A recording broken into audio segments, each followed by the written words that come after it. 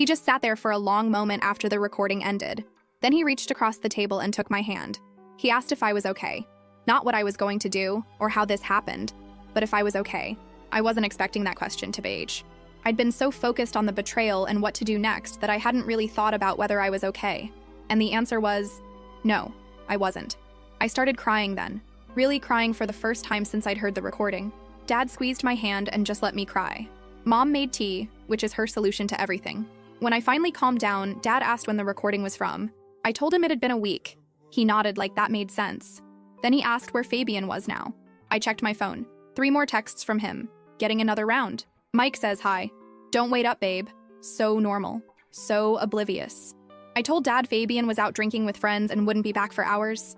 That's when Dad's demeanor changed. He straightened up in his chair and asked if I had my laptop. I grabbed it from the couch where I'd left it open with my what-to-do list. He glanced at it and actually smiled a little. Turns out we'd been thinking along the same lines.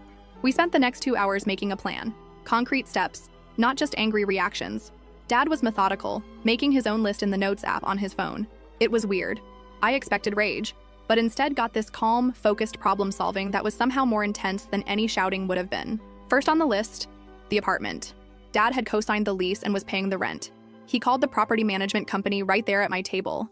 He explained he needed to terminate the current lease and sign a new one in just my name. The leasing agent tried to explain that there would be fees and paperwork, but Dad cut her off.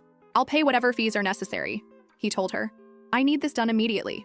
When she hesitated, he added that he could come to the office first thing tomorrow morning if that would help speed things up. Suddenly, she was much more accommodating. Next, the car. Fabian had been driving my car that Dad was helping pay for. Dad made another call, this time to our insurance agent. He removed Fabian from my policy, effective immediately. Then he logged into his Progressive app and changed the payment information so it would come from my account instead of his.